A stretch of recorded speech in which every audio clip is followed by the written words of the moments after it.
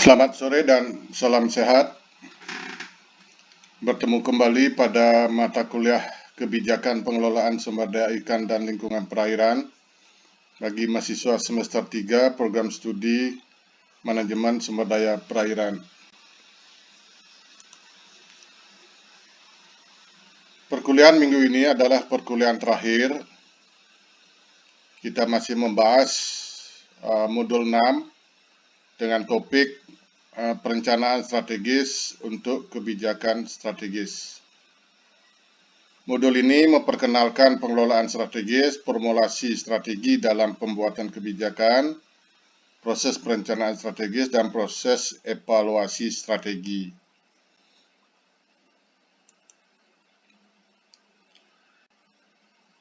Sebagaimana telah disampaikan pada minggu lalu,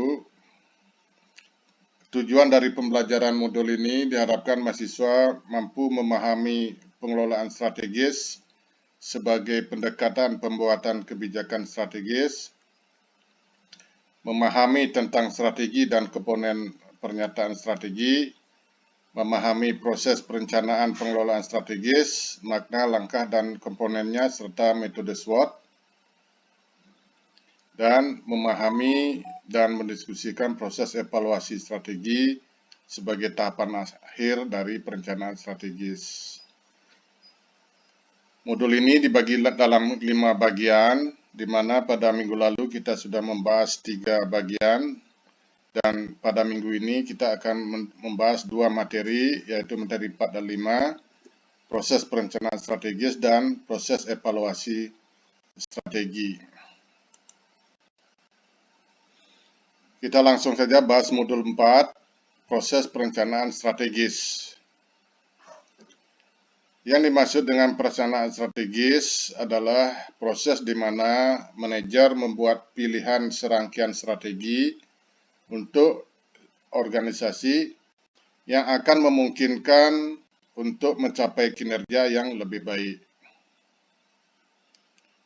Sedangkan pengelolaan strategis ini adalah proses berkelanjutan yang menilai suatu kinerja pengelolaan sumber daya, menilai ancamannya, dan memperbaiki tujuan untuk memenuhi semua tantangan saat ini dan yang akan datang, serta kemudian menilai kembali setiap strategi yang diterapkan. Nah, proses pengelolaan strategis mengikuti 4 langkah. Langkah pertama adalah penyaringan atau penapisan lingkungan atau identifikasi lingkungan. Nah, di sini pada langkah ini adalah menganalisis faktor-faktor internal dan eksternal yang mempengaruhi suatu pengelolaan sumber daya. Langkah kedua adalah perumusan strategi. Nah, perumusan strategi ini adalah proses untuk memutuskan tindakan terbaik untuk mencapai tujuan pengelolaan sumber daya. Jadi, strategi untuk mencapai tujuan pengelolaan sumber daya.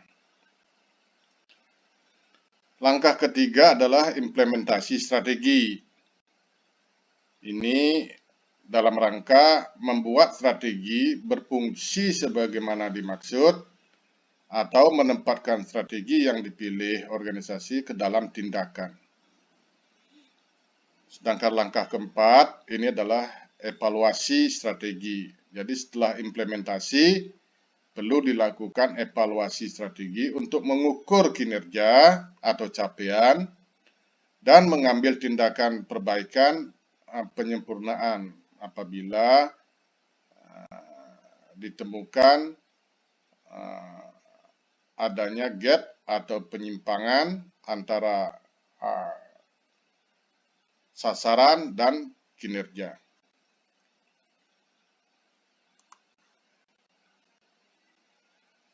Nah, pertama adalah tentang penapisan lingkungan strategis.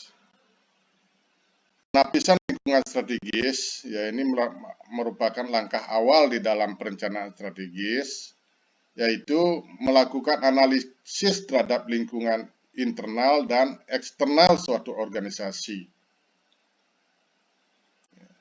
Jadi lingkungan strategis ini terdiri dari lingkungan internal dan lingkungan eksternal. Lingkungan internal ini berupa kekuatan atau strength dan kelemahan atau weakness. Apa yang dimaksud dengan kekuatan? Ya. Kekuatan ini adalah merupakan kualitas yang memungkinkan kita untuk mewujudkan misi organisasi atau aspek menguntungkan dari organisasi atau kemampuan organisasi yang dimiliki diri sendiri yang mencakup misalnya kompetensi sumber daya manusia, kemampuan proses, ya, sumber daya finansial, teknologi, infrastruktur, layanan, dukungan dari pemangku kepentingan, ya, kepercayaan, trust, ya, ini juga menjadi kekuatan internal suatu organisasi. Ya, merupakan aspek-aspek yang mendukung pencapaian misi suatu organisasi. Sedangkan kelemahan atau weakness adalah kebalikannya, yaitu kualitas yang menghalangi kita untuk menyelesaikan misi dan mencapai potensi penuh dari organisasi. Ya, potensi penuh artinya tujuan dari organisasi secara menyeluruh. Nah, kelemahan ini dapat berupa fasilitas penelitian misalnya dan pengembangan yang tidak mencukupi, kompetensi sumber daya manusia yang rendah, ya, pengambilan keputusan yang buruk, kapasitas finansial yang kurang memadai atau dana yang tidak mencukupi, ya. Jadi semua aspek-aspek yang merintangi pencapaian misi yang dimiliki suatu organisasi. Nah, sedangkan lingkungan eksternal terdiri dari peluang atau opportunities dan ancaman atau threats. Peluang muncul ketika suatu organisasi dapat memanfaatkan kondisi di lingkungan eksternalnya untuk merencanakan dan melaksanakan strategi yang memungkinkannya menjadi lebih menguntungkan. Jadi sesuatu di luar organisasi, ya, di lingkungan eksternal yang juga mendukung pencapaian misi ketika organisasi dapat memanfaatkannya. Sedangkan ancaman ini muncul ketika kondisi di lingkungan eksternal membahayakan keandalan dan kinerja organisasi yang kurang memadai. Nah, ancaman ini sebagai faktor eksternal, misalnya berupa kompetitor, ya, dan faktor-faktor lain yang dapat menghalangi pencapaian misi organisasi yang berasal dari luar.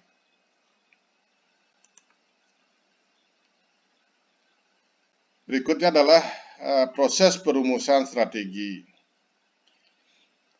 Nah, proses perumusan strategi ini mengikuti alur yang bersifat sistematis, mulai dari evaluasi lingkungan strategis berupa lingkungan eksternal dan lingkungan internal berupa kekuatan, kelemahan, peluang, dan informasi. Nah, evaluasi lingkungan strategis ini bertujuan untuk merumuskan isu-isu strategis, yaitu faktor-faktor kekuatan, kelemahan sendiri, ya, serta peluang dan ancaman dari lingkungan eksternal. Setelah itu, disusunlah pernyataan visi yang merupakan gambaran tentang masa depan yang dipilih dan hendak diwujudkan secara meyakinkan pada rentang waktu tertentu. Nah, untuk mewujudkan visi, dibuatlah pernyataan misi. pernyataan misi ini adalah pernyataan tentang upaya mencapai visi. Ini menjadi pondasi pertama perencanaan strategis. Jadi pernyataan misi ini merupakan pondasi pertama dari perencanaan strategis. Setelah misi ditetapkan, maka dilakukan penetapan tujuan pengelolaan. Tujuan pengelolaan ini adalah suatu pernyataan kualitatif mengenai keadaan atau hasil yang ingin dicapai dari suatu isu di masa yang akan datang. Nah, dari tujuan ini kemudian dijabarkan dalam penetapan sasaran pengelolaan, yaitu berupa kondisi yang diharapkan dan lebih spesifik dibandingkan tujuan.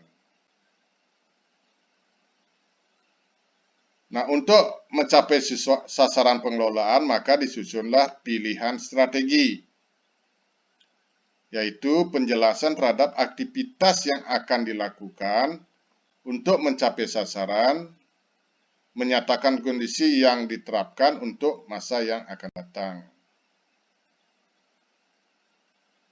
Nah, pilihan strategi ini akan didukung oleh pembuatan kebijakan.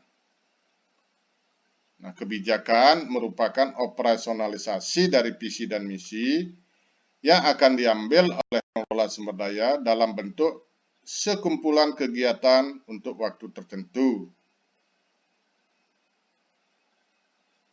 Selanjutnya adalah menetapkan target kuantitatif. Nah, target kuantitatif ini merupakan dasar perbandingan terhadap perubahan ke depan atau kinerja antara saat ini dengan yang akan datang. Nah, terakhir adalah analisis kinerja dan indikator. Analisis kinerja ini adalah mengukur capaian dari target untuk menemukan dan menganalisis kesenjangan antara kinerja yang direncanakan atau yang diinginkan. Nah, penetapan indikator kinerja ini dilakukan dengan mempertimbangkan masukan atau input, keluaran output, manfaat atau benefit, dan dampak lanjutan atau impact-nya. Inilah proses perumusan strategi.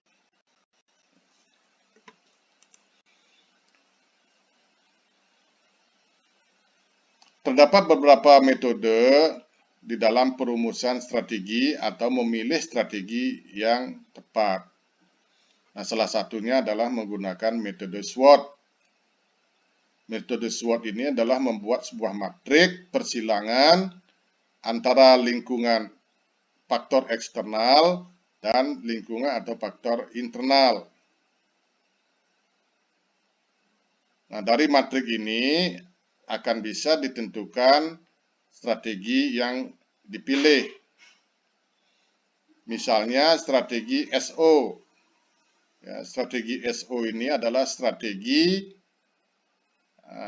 strength dan opportunity, yaitu menggunakan kekuatan untuk memanfaatkan peluang. Jadi kekuatan-kekuatan apa yang ada di suatu organisasi dapat digunakan untuk meraih peluang-peluang yang ada di lingkungan eksternal. Itu namanya strategi SO atau Strength Opportunity. Bisa juga strategi menggunakan pola strategi ST, Strength dan Trait, yaitu strategi dengan memanfaatkan kekuatan untuk menghindari ancaman. Nah, ini bertahan. Ya, kalau ini menyerang, ya, SO ini menyerang, menggunakan kekuatan untuk memanfaatkan peluang. Jadi pada strategi ST, memanfaatkan kekuatan menghindari ancaman ini adalah menggunakan beberapa kekuatan yang dimiliki organisasi untuk bertahan, ya, menghindari ancaman. Ya. Dapat juga menggunakan strategi WO, yaitu kelemahan, weakness, dan opportunity. Artinya, menanggulangi kelemahan dengan memanfaatkan peluang. Dan yang paling buruk adalah strategi WT. Ini apabila memang organisasi terlalu banyak kelemahan dan juga menghadapi banyak ancaman. Oleh karena itu, strategi yang dipakai tidak ada pilihan adalah strategi WT, weakness trait, yaitu memperkecil kelemahan dan hindari ancaman.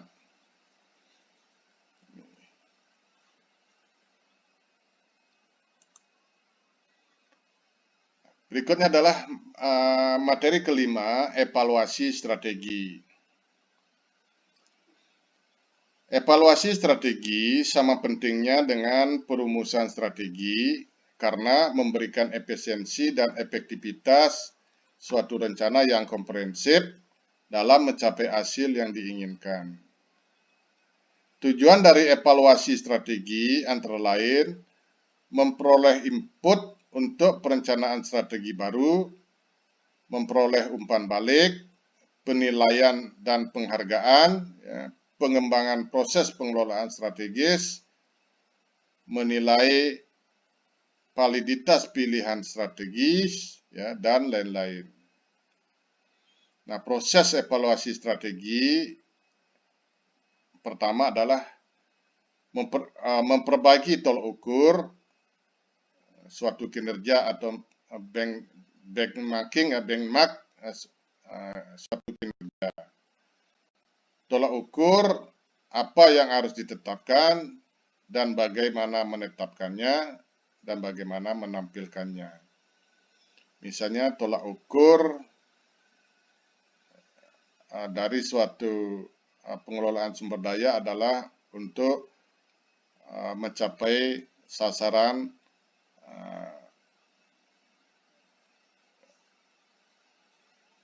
kelestarian sumber daya. Misalnya adalah tolak ukurnya adalah sekian spesies sumber daya ikan dapat dijaga kelestariannya. Nah, itu adalah semacam tolak ukur. Kemudian mengukur kinerja. Nah, mengukur kinerja ini sama dengan mengukur capaian dibandingkan dengan target atau kinerja standar. Misalnya pada aspek standar pelayanan minimum untuk melihat capaian. Kemudian menganalisis varian. Nah, menganalisis varian ini penting, mengukur batas toleransi capaian, yaitu perbedaan antara kinerja aktual dan standar yang dapat diterima. Karena seringkali standar-standar pencapaian ini dia berupa ring atau kisaran. Nah, deviasi positif jika dicapai deviasi positif ini menunjukkan kinerja yang lebih baik atau melebihi target. Sedangkan deviasi negatif ini adalah masalah yang memprihatinkan, karena itu menunjukkan kinerja yang tidak baik. Berikutnya adalah mengambil tindakan korektif. Jadi proses terakhir dari evaluasi strategi adalah mengambil tindakan korektif, perbaikan. Setelah penyimpangan kinerja diidentifikasi, ditemukan, penting untuk merencanakan tindakan korektif atau tindakan perbaikan.